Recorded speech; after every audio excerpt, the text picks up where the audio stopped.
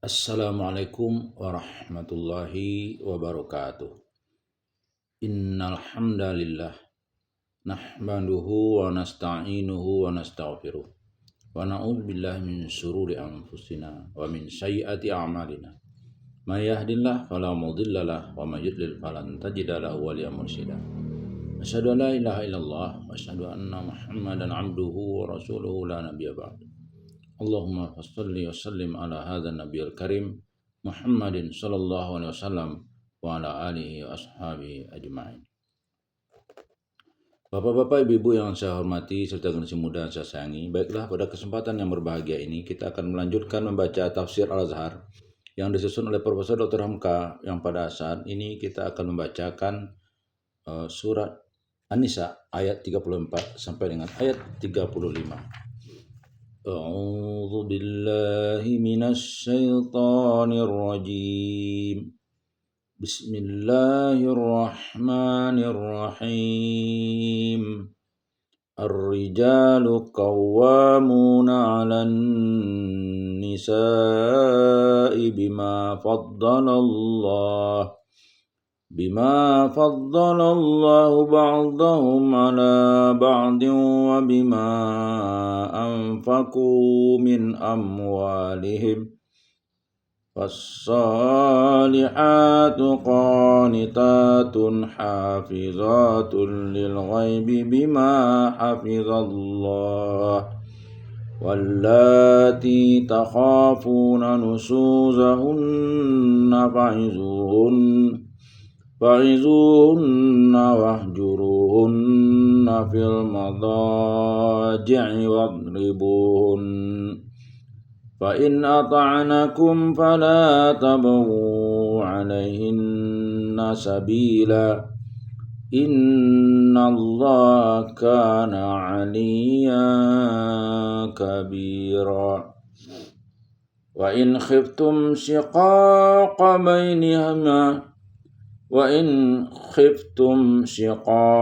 بينهما فابعثوا حكما من أهله وحكما من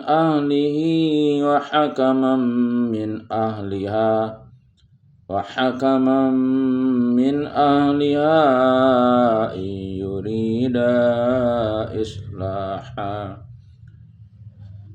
إن يريدا إصلاحا يوفق الله بينهما إن الله كان عليما خبيرا. Ayat 34. Laki-laki adalah pemimpin atas perempuan. Lantaran Allah telah melebihkan sebagian mereka atas yang sebagian. Dan dari sebab apa yang mereka belanjakan dari harta benda mereka, maka perempuan yang baik-baik ialah yang taat, yang memelihara hal ihwal yang tersembunyi dengan cara yang dipeliharakan Allah. Dan perempuan-perempuan yang kamu takut kedurhakaan mereka, maka ajarilah mereka dan memisahlah dari mereka pada tempat-tempat tidur dan pukullah mereka. Tetapi jika mereka telah taat kepada kamu, janganlah kamu cari jalan buat menyusahkan mereka. Sesungguhnya Allah adalah Maha Tinggi lagi Maha Besar. 35. Dan jika kamu takut perselisihan antara mereka berdua, maka hendaklah kamu utus seorang hakim dari ahlinya laki-laki dan seorang hakim dari ahlinya si perempuan. Jika keduanya mau akan perdamaian, niscaya akan diberi taufik oleh Allah di antara mereka berdua. Sesungguhnya Allah adalah Maha mengetahui lagi sangat mengerti. Laki-laki adalah pemimpin. Laki-laki adalah pemimpin atas perempuan-perempuan, lantaran Allah telah melebihkan sebagian mereka atas yang sebagian. Pangkal ayat 34. Di sini mulailah diterangkan apakah sebab yang terpenting. Maka dalam pembagian harta pusaka laki-laki mendapat 2 kali bagian perempuan. Dan mengapa maka laki-laki membayar mahar? Mengapa kepada laki-laki jatuh perintah supaya menggauli istrinya dengan baik? Mengapa laki-laki diizinkan beristri sampai 4 orang asal sanggup adil, sedangkan perempuan tidak? Ayat inilah yang memberikan jawabannya. Sebab laki-laki lah yang memimpin perempuan, bukan perempuan yang memimpin laki-laki, dan bukan pula sama kedudukan. Meskipun beristri 4 adalah satu kerepotan, tetapi umumnya laki-laki lebih dapat mengendalikan 4 istri daripada misalnya seorang istri bersuami 4 orang. Terang dia tidak akan dapat mengendalikan keempat laki-laki itu, malahan perempuanlah yang akan sengsara jika misalnya dia diizinkan bersuami 4. Di dalam ayat ini tidak langsung datang perintah mengatakan wahai laki-laki, wajiblah kamu jadi pemimpin, atau wahai perempuan, kamu mesti menerima pimpinan. Yang diterangkan lebih dahulu ialah kenyataan. Tidak pun ada perintah, namun kenyataannya memang laki-laki lah yang memimpin perempuan. Sehingga kalau datanglah misalnya perintah perempuan memimpin laki-laki, tidaklah bisa perintah itu berjalan sebab tidak sesuai dengan kenyataan hidup manusia. Laki-laki memimpin perempuan bukan saja pada manusia, bahkan pada binatang. Para rombongan itik jantan jugalah yang memimpin berpuluh-puluh itik yang mengiringkannya. Kera dan beruk di hutan pun mengangkat pemimpin, beruk tua jantan. Diterangkan sebab yang pertama di dalam ayat ialah lantaran Allah telah melebihkan sebagian mereka, yaitu mereka laki-laki atas yang sebagian, yaitu perempuan, lebih dalam tenaga, lebih dalam kecerdasan, sebab itu lebih pula dalam tanggung jawab. Misalnya berdiri rumah tangga, ada bapa, ada istri, dan ada anak. Dengan sendirinya meskipun tidak disuruh, laki-laki lah yaitu si bapa yang menjadi pimpinan. Seibarat batang tubuh manusia, ada kepala, ada tangan dan kaki, ada perut. Semuanya penting, tetapi yang kepala tetap kepala. Kepala tidak dapat tegak ke atas kalau kaki lumpuh atau tangan patah. Tidaklah tangan mengomel mengapa dia jadi tangan dan kaki mengapa terletak di bawah. Atau ibarat kapal berlayar mempunyai nakhoda atau kapten kapal dan juru batu atau masinis, kedudukan masinis sangat penting. Kalau dia tidak ada, kapal tidak dapat berlayar, tetapi masinis tetap mengetahui bahwa kepala tertinggi adalah nakhoda. Maka di dalam ayat ini diterangkanlah kenyataan itu. Mau atau tidak mau, laki-laki lah pemimpin perempuan. Mungkin sekali-kali kedapatan laki-laki tolol dan perempuan cerdik, sehingga terbalik perempuan yang memimpin. Yang jarang terjadi adalah seumpama tidak ada. Tidak ada dalam dunia orang yang menjadikan hal yang jarang terjadi menjadi pokok dan dalil hukum. Sebab yang kedua disebutkan lagi, dan dari sebab apa yang mereka belanjakan dari harta benda mereka. Artinya, perwilahan atas harta benda pun adalah tanggung jawab laki-laki. Dalam bersuami istri, dimisalkan harta benda mereka berdua yang punya, yang dinamai oleh adat orang Minangkabau, harato suarang, namun hak terakhir dalam menentukan tetap pada laki-laki.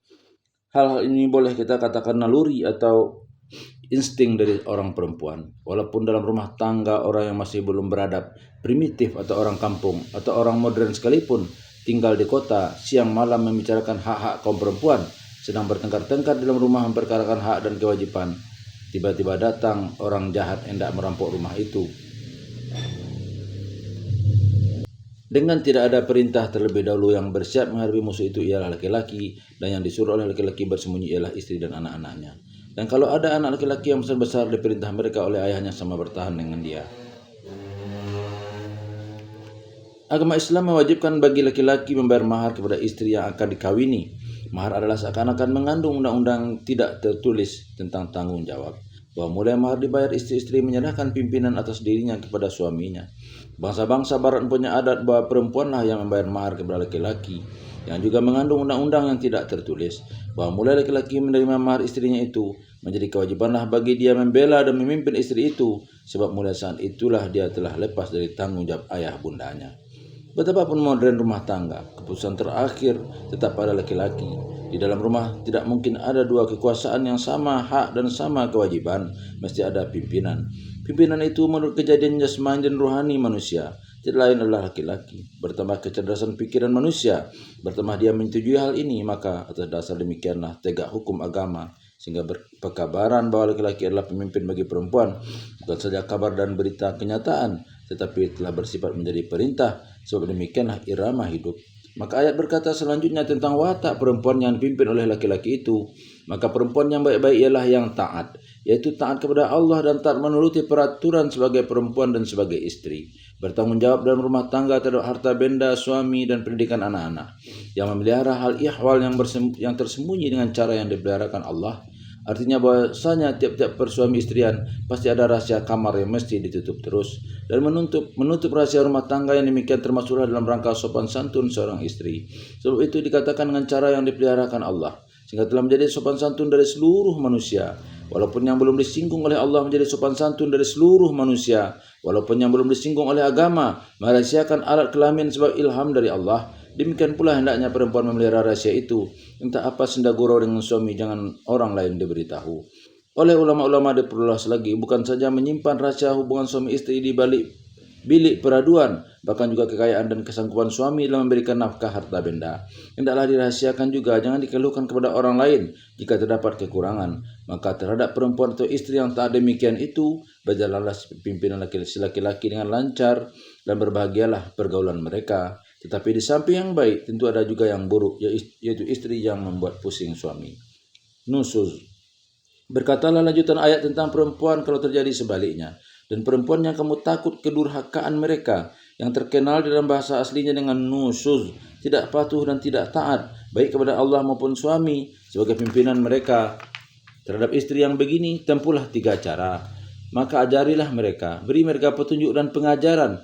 Ajarilah mereka dengan baik, sadarkan mereka atas kesalahannya. Suami yang baik akan dapat menentukan dan memilih kata-kata dan sikap yang layak untuk mengajari istri. Kadang-kadang ada istri yang tinggi hati, sombong, karena hidupnya biasa senang dengan orang tuanya. Lalu dipandang enteng suaminya, diberi hadiah sebuah barang misalnya, dipandang enteng saja hadiah itu. Dan dikatakannya kepada pemberian ayah ibunya dahulu lebih mahal daripada itu. Sampai pernah dia berkata, aku tidak biasa memakai kain sekasar itu. Maka suami hendaklah mengajarinya dan menyadarkannya bahwasanya setelah bersuami halus ataupun kasar, terimalah dengan baik. Karena apabila seorang telah bersuami, apabila bercerai dengan suaminya, jika dia pulang kembali ke dalam tanggung jawab ibu bapaknya, tidaklah lagi akan seperti waktu dia masih gadis. Dan beberapa misal yang lain yang si suami untuk memberi pengajaran itu tidak boleh bosan. Tetapi jangan nyinyir, karena mendirikan dan menegakkan ketentraman sebuah rumah tangga kadang-kadang meminta waktu berpuluh tahun. Si suami hendaklah menunjukkan pimpinan yang tegas dan bijaksana. Tetapi ada lagi cara yang kedua, yang bagi setengah perempuan lebih pahit dari diajari dengan mulut. Dan memisahlah dari mereka pada tempat-tempat tidur. Ada zaman-zamannya bagi seorang perempuan adalah suatu hukuman yang mengibarkan hati. Kalau si suami menunjukkan marah dengan memisah tidur, memang kalau pergaulan telah berpuluh tahun, hukuman pisah tempat tidur tidak demikian besar artinya.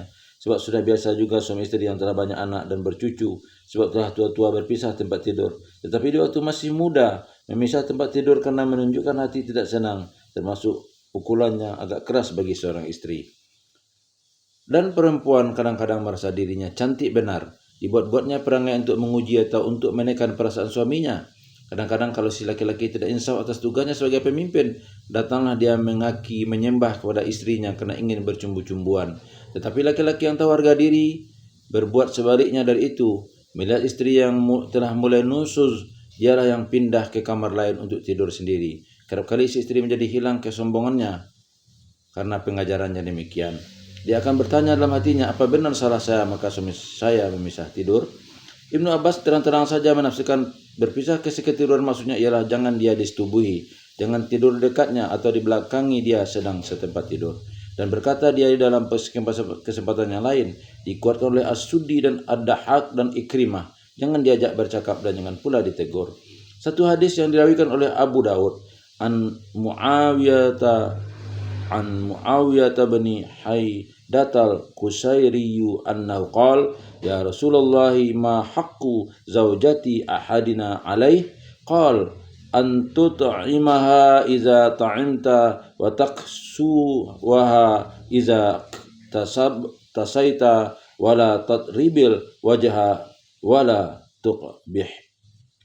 Dari Muawiyah bin Haidah al-Qusairi bahwa dia pernah bertanya kepada beliau, ya Rasulullah, apakah hak istri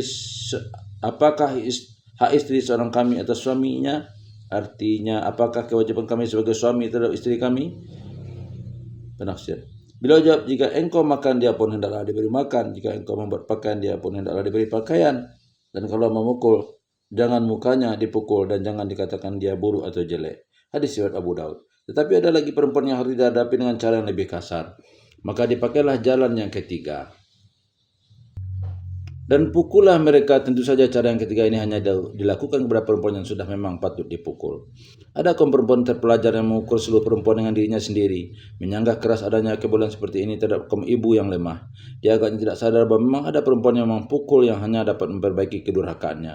Memang ada perempuan yang ingin hendak menginjak kepala suaminya, menghina, mencarut, memaki, ribut, membuat malu dengan tetangga. Di dalam kitab-kitab fikih, para ulama memberi juga petunjuk cara memukul itu, yaitu supaya jangan memukul mukanya, jangan ada pada bagian badannya yang akan merusak, serupa juga dengan memukul anak. Sebagaimana juga keizinan yang diberikan Allah kepada seorang suami beristri sampai 4 dengan syarat adil, dan di ujung ayat dianjurkan lebih baik istri satu orang saja supaya aman dari tanggung jawab yang berat. Maka dalam hal keizinan untuk memukul ini oleh beberapa hadis didapati kesimpulan bahwa sikap memukul hanyalah kalau sudah terpaksa sangat. Menurut riwayat, awal mula ayat mengizinkan memukul itu ialah bahwa ada seorang sahabat Rasulullah yang termasuk salah seorang guru atau nakib mengajarkan agama kepada kaum Ansar, namanya Sa'ad bin Rabi bin Amir. Berselisih dengan istrinya Habibah binti Zaid bin Abu Zuhair. Satu ketika Habibah menyanggah tenusus kepada suaminya. Saat menempeleng muka istrinya, maka datanglah Habibah ke hadapan Rasulullah Shallallahu Alaihi Wasallam ditemani oleh ayahnya sendiri mengadukan halnya. Kata ayahnya, di sekitar dirinya anakku, lalu ditempelengnya. Serta merta Rasulullah menjawab, biar dia ambil balas atau kisas. Artinya Rasulullah mengizinkan perempuan itu membalas memukul sebagai hukuman. Tapi ketika bapak dan anak perempuannya telah melangkah pergi, Rasulullah berkata, Kembali, ini Jibril datang. Maka turunlah ayat ini membolehkan memukul. Maka berkatalah Rasulullah SAW, kemauan kita lain, kemauan Allah lain, maka kemauan Allah lah yang lebih baik. Ada riwayat lain bahwa nama perempuan itu ialah Qaulah binti Muhammad bin Salamah. Apabila diperhatikan dalam jalan riwayat itu, nyata benar bahwa Rasulullah sendiri secara pribadi tidaklah menyukai memukul istri, bahkan disuruhnya istri membalas. Itu dapat dimaklumi karena beliau sendiri yang beristri sampai 9 orang tidaklah pernah walaupun menjentik salah seorang istri beliau. Tetapi setelah ayat turun, beliau taat akan ketentuan Allah sehingga beliau berkata, kehendak kita lain, kehendak Allah lain, kehendak Allah lah yang baik. Menunjukkan bahwa satu-satu waktu memang ada istri yang makanan pukul, maka orang yang berbudi tinggi khusus Nabi Muhammad SAW dan manusia-manusia budiman tentu tidak akan melakukannya. Tetapi memang suatu waktu di dalam rumah tangga ada terdapat istri yang mesti dipukul. Ini pun adalah rahasia rumah tangga yang oleh orang lain tidak perlu dicampuri.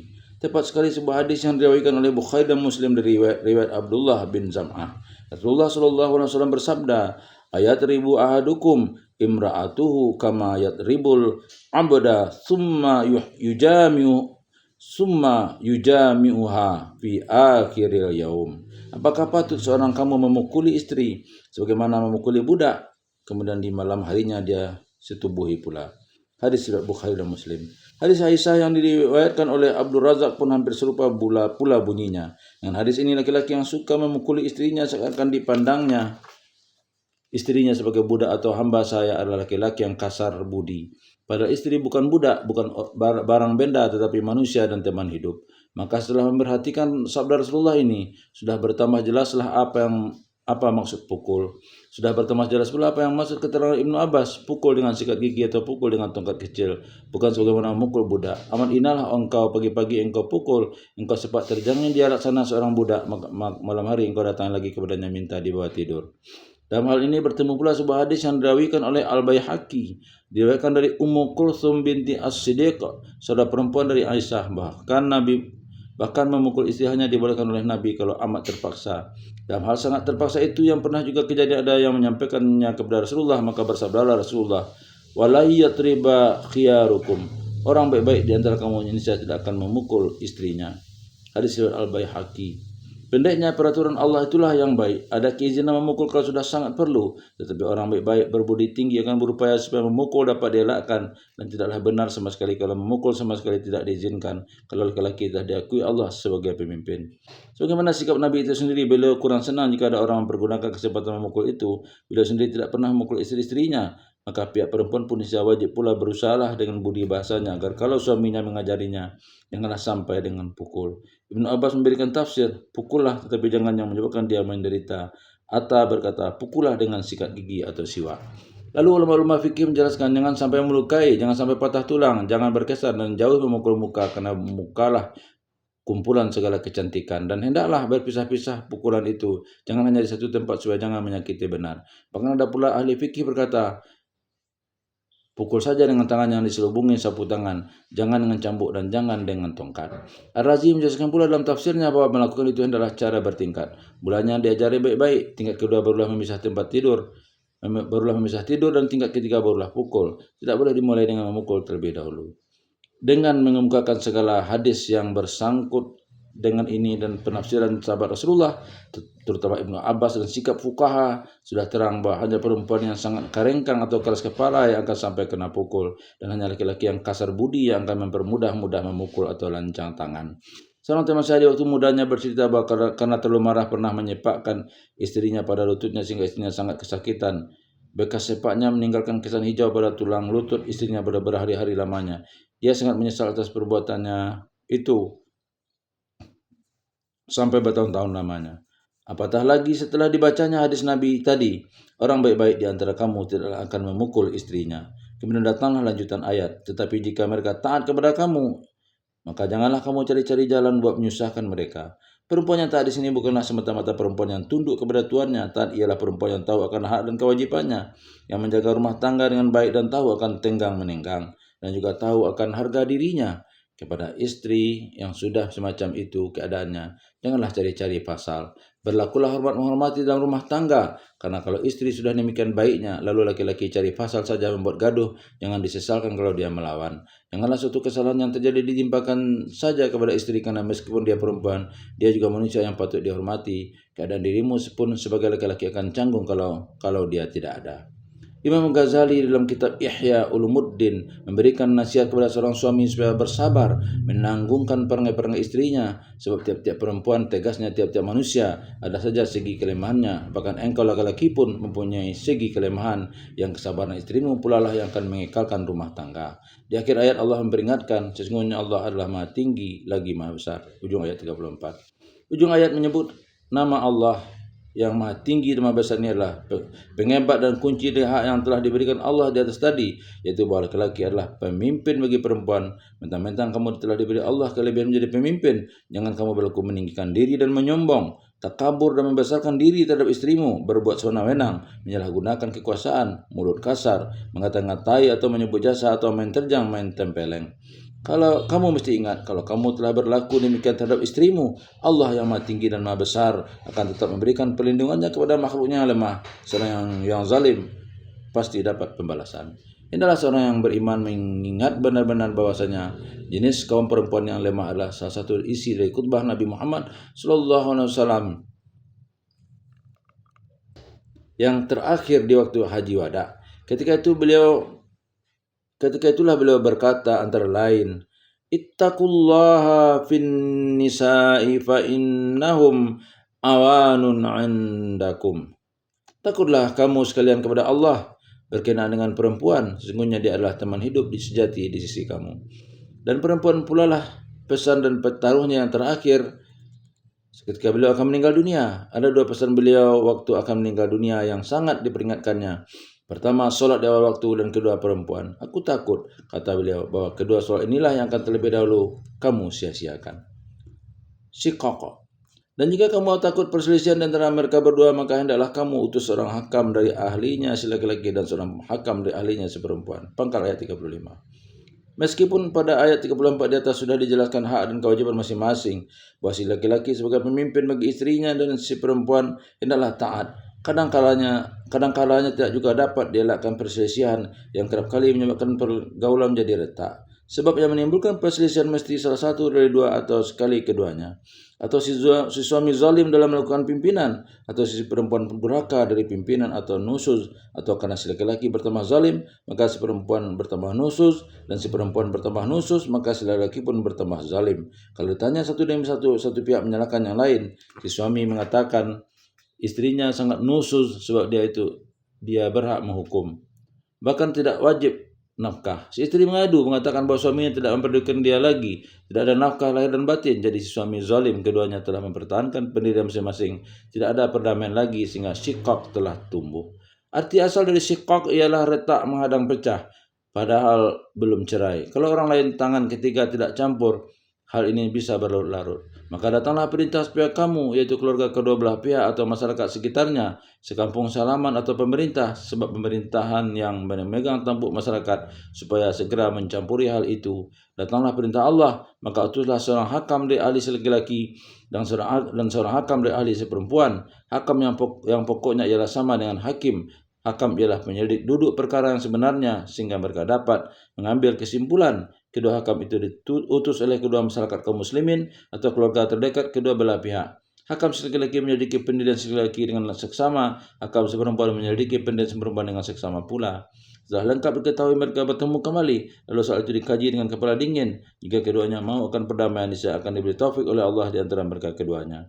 Perdamaian atau islah itulah hendaknya menjadi kedua hakam. Menjadi kedua hakam asal keduanya benar-benar mau islah. Niscaya Allah akan memberi taufik, yakni akan dapat persetujuan paham di antara mereka berdua. Apakah yang islah di antara kedua suami istri yang berselisih itu? Apakah islah itu dengan berdamaikan mereka kembali sehingga perselisihan hilang dan mereka hidup rukun karena apa yang disukai, atau apa yang menjadi keberatan kedua pihak sudah sama-sama diketahui? Atau apakah akan lebih timbul perdamaian semula sebagai sesama muslim dengan bercerai saja? Karena kalau diteruskan akan lebih besar bahayanya, karena memang tidak ada kecocokan lagi. Kalau diteruskanlah akan lebih. Kalau benar-benar kedua hakam ini mendapat kesimpulan bahwa islah hanya dapat dengan bercerai, itu pun mesti mereka katakan dengan terus terang. Perceraian dengan damai tersebut juga kelak pada ayat 130. Menurut riwayat Imam Syafi'i dalam Al-Baihaqi di dalam As-Sunan dan beberapa riwayat lain, riwayat itu dari Ubaidah Al-Sulamani bahwa pada suatu hari datanglah seorang laki-laki dan seorang perempuan kepada Ali bin Abi Thalib, moga Allah memuliakan wajahnya, dan bersama dengan mereka turut pula segolongan besar orang-orang. Rupanya mereka mengadukan perselisihan atau shiqaq yang telah tumbuh di antara kedua orang suami istri itu. Maka Ali memerintahkan supaya diutus seorang hakam dari ahli laki-laki dan seorang hakam dari ahli perempuan. Kemudian beliau Ali berkata kepada kedua hakam itu, apakah kamu keduanya tahu apa kewajiban kamu? Kewajiban kamu ialah menyelidiki kalau pada pandang kamu berdua masih dapat orang-orang yang dikumpulkan kembali, hendaklah kamu kumpulkan, dan kalau kamu berdua berpendapat lebih baik bercerai saja, maka berceraikanlah mereka. Dengan itu berkatalah si perempuan, hamba tunduk kepada kitab Allah dan apa yang tersebut di dalamnya. Tetapi si laki-laki menyanggah, kalau keputusan bercerai aku tak mau. Ali menjawab, kalau begitu engkau adalah seorang yang mendustakan Allah. Kalau tidak engkau tunduk kepada apa yang telah aku tetapkan itu, engkau tidak akan kubiarkan pulang. Demikianlah penetapan dari Ali bin Abi Thalib tatkala beliau menjadi khalifah. Serupa dengan itu pula pendapat Ibnu Abbas menurut riwayat yang disampaikan oleh Ibnu Jarir. Kata Ibnu Abbas, ayat ini ialah mengenai laki-laki dan perempuan yang telah rusak hubungan rumah tangga. Allah menyuruh utus seorang laki-laki yang soleh dari ahli si laki-laki dan seorang laki-laki yang soleh dari ahli si perempuan. Keduanya menyelidiki siapa yang bersalah. Kalau si laki-laki yang bersalah, maka istrinya ditarik dari dia dan nafkahnya wajib dibayarkan terus. Kalau perempuan yang salah, dia dipaksa pulang ke rumah lakinya dan tidak wajib diberi nafkah. Tetapi kalau kedua hakam berpendapat mereka diceraikan saja atau dirumahkan kembali, sedang yang seorang suka dan yang seorang tidak suka, kemudian mati salah seorang, maka yang suka berkembalian menerima waris dari yang mati, dan tidak suka berkembalian tidaklah menerima waris. Demikian Ibnu Abbas. Dalam kedua pendapat dari dua orang sahabat Rasulullah SAW,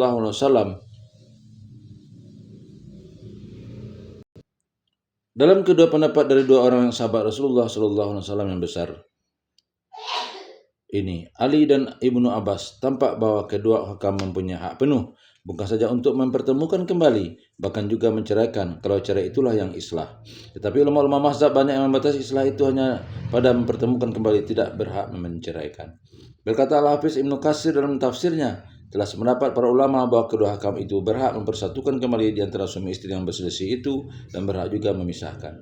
Ibrahim Nakhai berkata, jika kedua hakam itu hendak memisahkan keduanya dengan talak satu atau talak dua atau talak tiga, boleh saja. Begitu pula satu riwayat dari pendapat Imam Malik. Tetapi Hasan Bisri berpendapat bahwa kedua hakam hanya berhak mengumpulkan kembali, bukan memisahkan. Demikian juga paham Qatadah dan Zaid bin Aslam. Itu juga perkataan Imam Ahmad dan Abu Saur dan Daud Az-Zuhri. Mereka berpendapat demikian karena dalam ayat tersebut bahwa jika kedua hakam itu menginginkan islah, niscaya keduanya akan diberi taufik oleh Allah. Islah mereka memfahamkan ialah perbaikan dengan arti berkumpul kembali, bukan bercerai. Tetapi golongan pertama yang mengatakan apa yang diputuskan oleh kedua hakam akan berlaku baik berkumpul kembali maupun bercerai ialah karena mengutus kedua hakam adalah perintah wajib kepada keluarga kedua pihak. Keputusan hukum dari kedua hakam sudah barang tentu tidak selalu akan disukai saja oleh yang diberi hukum. Untuk menghilangkan keraguan Imam Syafi'i dan Imam Abu Hanifah memberi syarat supaya kedua suami istri yang berselisih itu benar-benar menyerahkan kekuasaan mengambil apa saja keputusan kepada kedua hakam itu dan mereka akan taat menerimanya. Sebab Sayyidina Ali belum mau melepaskan laki-laki yang tidak mau menyerah kalau mau diceraikan itu sebelum dia menyerahkan keputusan kepada hakam sepenuhnya. Setelah pada suatu hari penulis tafsir ini bertanya kepada guru dan ayahnya tentang adanya hakam dari pihak laki-laki dan hakam dari pihak perempuan kalau terjadi syikok, beliau telah menyatakan bahwa inilah langkah sebaik-baik dan seaman-amannya kalau terjadi syikok. Kata beliau bahwa di dalam kitab-kitab fikih telah banyak diperbincangkan tentang fasakh nikah dan hak hakim buat menfarak atau memisahkan di antara kedua suami istri. Tetapi ahli fikih pun banyak sekali menyebut syarat-syarat yang harus dipenuhi. Beliau menyebut pengalamannya tentang fasakh nikah Sikani yang pada tahun 20-an menjadi perbincangan agak hebat di alam Minangkabau. Beliau telah berani memfasahkan nikah Sikani dengan suaminya karena si suami itu ternyata tidak sanggup memberikan nafkah kepada Sikani dengan secukupnya. Pada suatu hari seorang perempuan bernama Sikani datang mengadukan nasibnya kepada beliau sebagai seorang ulama besar tempat orang mengadu dan meminta hukum. Bahwasanya sudah sekian lama dia kawin dengan suaminya, ternyata suaminya itu tidak sanggup memberinya nafkah dengan sepatutnya sehingga kehidupannya sangat melarat. Perempuan itu berkata bahwa jika pergaulan suami istri mereka teruskan juga, kemelaratanlah yang akan menimpa mereka kedua belah pihak untuk selama hidup. Lalu ayahku bertanya, apakah engkau benci atau suka kepada suamimu itu? Sikani menjawab, aku tetap suka kepadanya. Kemudian diadakanlah penyelidikan tentang kehidupan si suami. Memang ada alasan buat menetapkan bahwa suami memang tidak sanggup meneruskan pergaulan ini walaupun keduanya suka sama suka. Lalu beliau mengambil keputusan sesudah mengadakan beberapa penyelidikan bahwa nikah Sikani dengan difasahkan. Artinya mereka dipisahkan, diceraikan dengan keputusan beliau sendiri. Wibawa beliau dalam agama di Minangkabau pada waktu itu menyebabkan tidak ada bantahan yang tegas dari ulama-ulama yang lain. Pihak laki-laki akhirnya mengadu kepada Adviseur for Inlandense Zaken di Betawi. Ketika itu kepala kantor Inlandense Zaken ialah Dr. Hazen, seorang orientalis Belanda yang terkenal. Terjadilah surat menyurat di antara ayahku dengan Dr. Hazen dan akhirnya Dr. Hazen tidak dapat membantah keputusan itu walaupun Dr. Hazen telah meminta nasihat pula kepada ulama-ulama lain di Jawa pada waktu itu. Ayahku Dr. Syekh Abdul Karim Amrullah telah mengambil dasar keputusan ini dari hadis Rasulullah sallallahu alaihi wasallam, la daraba wala dirar, la darara wala dirar. Jangan ada yang memberi mudarat dan jangan ada kemudaratan. Kemudian ayahku memberi ingat kepada kami, murid-muridnya, di antaranya ialah pamanku, Syekh Yusuf Amrullah yang menjadi qadi dalam negeri kami, Sungai Batang 50 tahun lamanya. Bahwa jalan fasakh yang telah beliau tempuh itu bukanlah jalan yang mudah, banyak belit-belitnya. Misalnya kata beliau, kalau sekiranya mulai ditanya apa sukakah engkau kepada suamimu itu atau tidak, lalu dia benci atau dia tidak suka kepada suaminya itu, sukar untuk difasahkan karena perempuan itu bisa dihukum nusus durhaka. Sebab orang yang benci kepada suaminya dengan tidak ada alasan, tidaklah wajib suaminya itu memberikannya nafkah baik nafkah lahir ataupun nafkah batin. Sehingga perempuan itu bisa tinggal tergantung tidak bertali. Tapi kalau dia menjawab bahwa dia tetap suka kepada suaminya, cuma dia tidak sanggup membayar nafkah, barulah ada jalan buat fasakh. Tapi hendaklah diselidiki benar-benar terlebih dahulu berapa patutnya nafkah perempuan itu dan berapa pula kesanggupan si laki-laki. Kalau ternyata sudah diselidiki memang si laki-laki tidak sanggup memberikan yang patut, barulah hakim boleh memutuskan fasakh karena pergaulan tidak dapat diteruskan. Kemudian ayahku berkata bahwasanya jalan yang sebaik-baiknya ditempuh ialah memutuskan dan mengutus hakam dari keluarga si laki-laki dan si keluarga si perempuan. Hendaklah kedua belah pihak menyerahkan keputusan perkara ini kepada kedua hakam itu. Beliau tampaknya menganut pendapat golongannya mengatakan bahwa keputusan hakam terus berlaku walaupun mengumpulkan kedua suami istri itu kembali ataupun menceraikan. Dahulu hakim-hakim agama belum berani mengambil tindakan ini. Mereka masih saja berpegang kepada pendapat fikih ulama-ulama mutaakhirin Syafi'iyah yang menyatakan bahwa perempuan yang nusus tidak wajib diberi nafkah. Maka banyaklah perempuan yang hidup terkatung-katung, bersuami tetapi tidak pernah bergaul dan tidak pernah diberi nafkah, tetapi tidak pula diceraikan. Apabila dia mengadu kepada hakim agama, dialah yang disalahkan dia nusus, tidak taat kepada suami. Akhirnya berkali-kali kejadian seorang perempuan masuk ke masjid ketika orang akan Jumat atau sehabis Jumat mengatakan bahwa mulai hari itu dia tidak lagi bertuhan kepada Allah dan bernabi kepada Muhammad. Dia telah murtad dari Islam karena ada orang yang mengajarkan kepadanya bahwa apabila seseorang perempuan telah murtad dengan sendirinya, putuslah nikahnya dengan suaminya. Inilah satu kekacauan pikiran yang tumbuh karena hakim-hakim agama berpaham terlalu sempit, hanya taklid kepada pendapat ahli-ahli fikih dan tidak ada kesanggupan memikirkan intisari ajaran agama dan tidak mengerti maksud hadis Nabi yang kita salingkan tadi, bahwa maksud segala hukum agama bukanlah memberi mudarat dan kemudaratan. Alhamdulillah sekarang berpikir tentang agama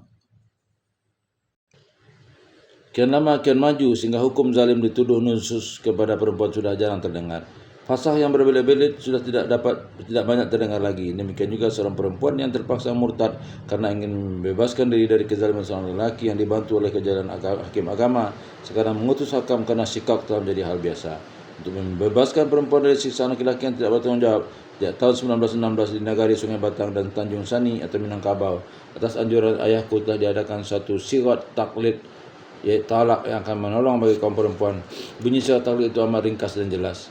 Jika istriku bernama si Anu tidak suka lagi bersuami saya, hendaklah dia datang kepada kadi dalam negeri atau jorong Anu atau wakilnya menyatakan dia tidak suka. Kalau kadi menerima pengaduannya itu dan dia menyerahkan uang sebanyaknya 250 rupiah atau RM1 kepada kadi, khulu namanya, jatuhlah talakku kepada istriku nama si Anu itu satu kali. Dengan taklid semacam itu terbukalah pintu luas bagi istri. Kalau tidak suka boleh mengadu kepada kadi. Kalau kadi menerima pengaduan itu dan perempuan itu membayar uang khulu, dengan sendirinya talak satu jatuh. Tidak usah pusing-pusing, tidak usah memperkatakan bernakah atau tidak, atau gaib dari rumah 3 bulan, jalan laut 6 bulan dan sebagainya. Asal tidak suka boleh mengadu kepada hakim. Diterima oleh hakim, cerai jatuh dengan sendirinya.